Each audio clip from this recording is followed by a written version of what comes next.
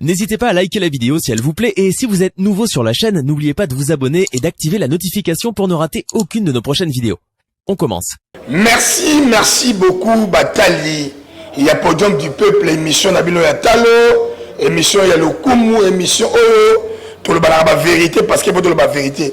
Les lots qui ont dénoncé système Ozali ko Salama. Na ministère de la culture et art. Dans le ministère de la Culture et Art, il y a un monsieur, à la personne de Joseph Ipara. Mais c'est Joseph Ipara Motema. Est-ce que Joseph Ipara Motema Aza Motema Mabe tout les gens qui ont tout ça va dossier ma casse parce que lui a joué le ministère de la Culture et Art en otage. Alors ça la makamboyo, alors tout ça mibe comme boka talobiye. Alors, qui s'est belé à tout ça, dossier Naïzali, c'est un coordonnateur, il y a un comité au sein du ministère de Culture, il y a un comité consultatif national pour la protection des biens culturels en cas de conflits armés en RDC. Alors, il y a un Salamaki, et Zalaki, il y a bien, mais, désolé de Salamakasi. Azobimisa en date il y a le 28 décembre, mais c'est il part à Joseph Motema. Arrêtez ceux qui peuvent antidater. Voilà, tu évites de mettre notre vérifiant parce que apparemment l'arrêté est antidaté. Mais c'est il part à Bimisi. Arrêté wana ministériel eux Zoloba. Ils ont changé Nyoso et Salamaki Kala. N'a pas arrêté, parmi 4 arrêtés, tout ça, la MOCO, pour fixer un cadre organique du Comité consultatif national pour la protection des biens culturels. Il y a mis ça, il y a mis Balez Ali, portant nomination et mise en place des cadres de commandement du Comité consultatif national pour la protection des biens culturels. Il y a mis Sato, modifiant et compléter l'arrêté numéro 075 du 8 décembre, du 8 février 2018 portant nomination des inspecteurs de biens culturels. Nomination des inspecteurs. Ce qui a été fait à l'époque, il y a ministre Ozaki prédécesseur, il y a ministre Oyalelo. Donc, ministre Nabiso Akala Mama, Atarabe ministre de Sport Boye. Maman Asid Madia. Voilà. Asaki, déjà nomination d'inspecteurs conformément Namibeko Yamboka parce que ils ont dit Kutus, il y a premier ministre à l'époque Chibala. Mais tout comme moi, Banomaki 65 inspecteurs. Tout comme moi, mais c'est Para Motema Joseph. Avec le bim s'arrêter nuitamment. La période qui est le 26 janvier 2021, lors qu'il y avait une communication.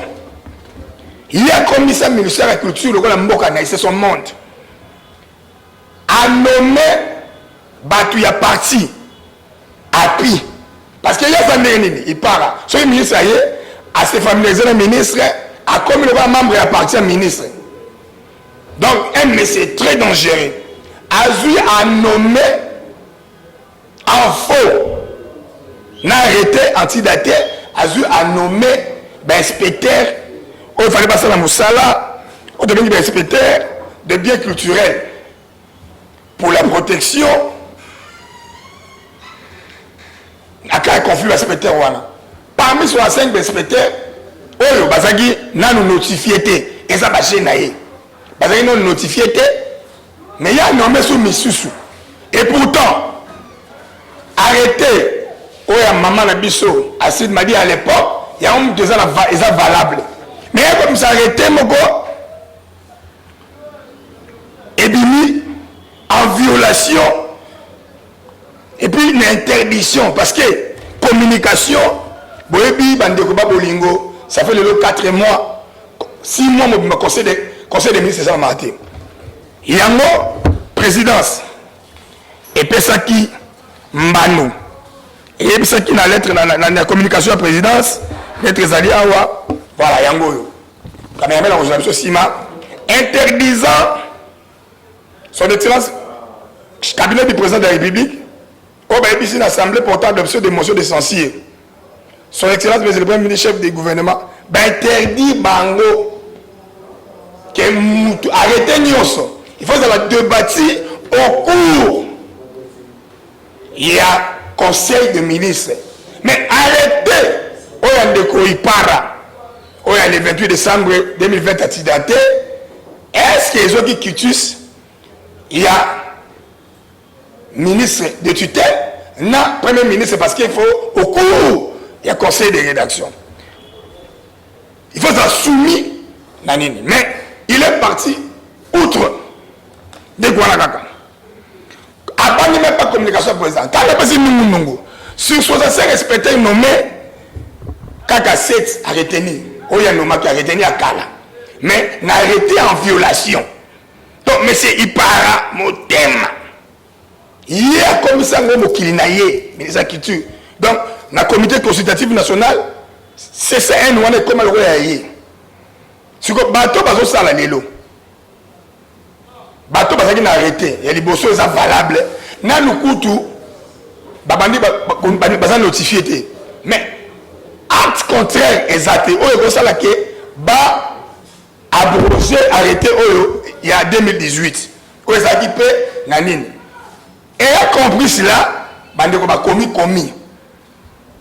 Beaucoup comprendre que les aides de Samoulaï, moi Namboka, conseiller spécial BA, il y a président de la République en matière de sécurité. Parce que quand vous bateau, ça va l'Ikambo, il y a un mabé, parce que des ordres de la carte ministère de la Culture, conseiller, le président, il a été saisi.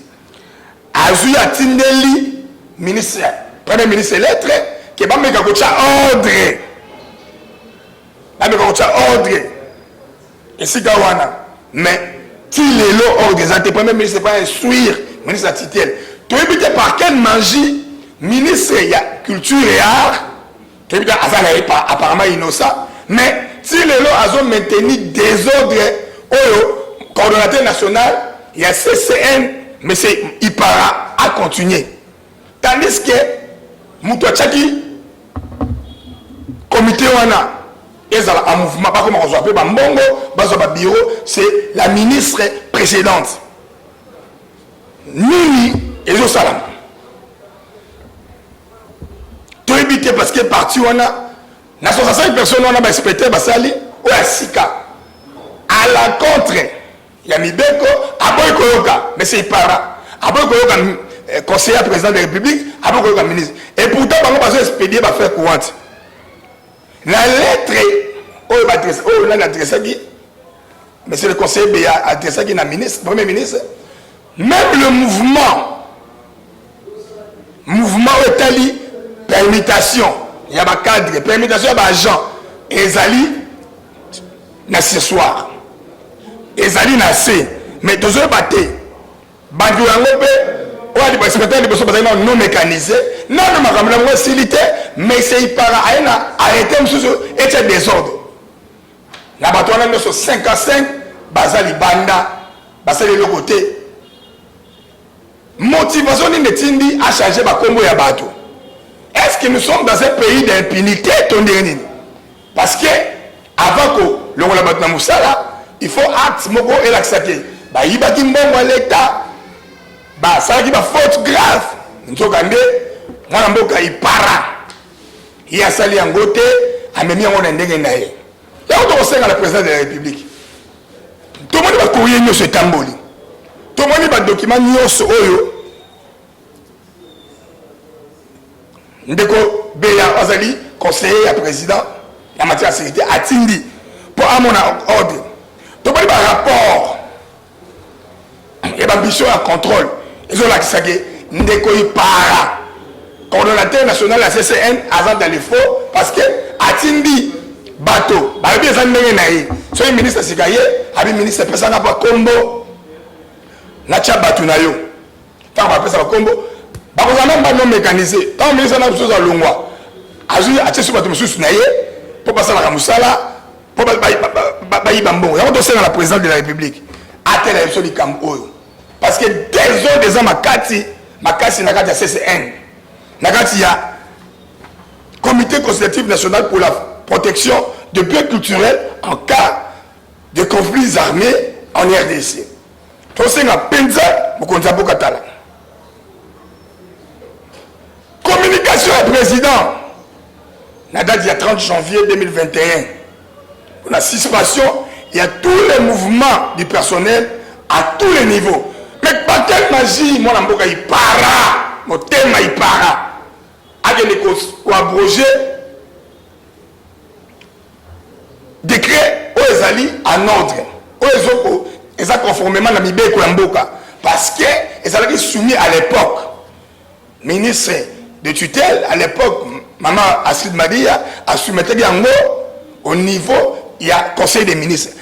Dans la communication, nous avons compris que Toningi, moi, Namboka, beaucoup la fachi à l'élection du Cameroun parce que tout le monde a clair. Des autres amakasi, messieurs, wana, à beaucoup de rabadonioso, tu évites un ministre, c'est complicité parce que na nombre nommé 50 personnes, il y a parti à moi, Namboka Koko Nyangi.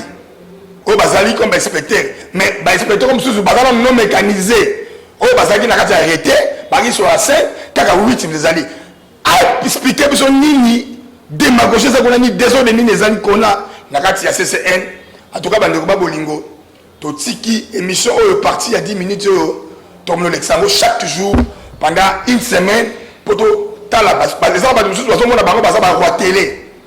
Donc, hier, coordonnateur, on a Ibaramo, Tema Joseph, il y a mon araneti, Yende Moutou, Asukisi, Aza inamovible, donc Senga, Abo la communication à la présidence, et puis antidaté, Nini, décret, on a, donc Senga, na mokonzi mboka na ba service dans l'élection du Cameroun parce que nous sommes la chaîne de garde de la démocratie, nous sommes la voix des sans voix. 55 personnes qui ont le chômage, nous avons mécanisé, nous avons notifié, mais il y a rien arrêté pour abroger, arrêté aux dimanche signé na mokonzi mboka premier ministre à l'époque. Donc, nous sommes ceux qui ont tout le but à Bandeko, bon l'élection dossier, c'est CCN. Nakate ministère de la culture des autres des amakasi moi namboka il paralobi ezali mabele na ye ministère de la culture art CCN ezaya ye aosala ndenga lingi a complicité na ba jeune na ye so kamoni ministre ye asa ndenga lingi en tout cas ça dossier à suivre ezali première partie so kazo kate to ko sala ba image ba vidéo na kata podium du peuple pendant une minute. Merci Bandeko.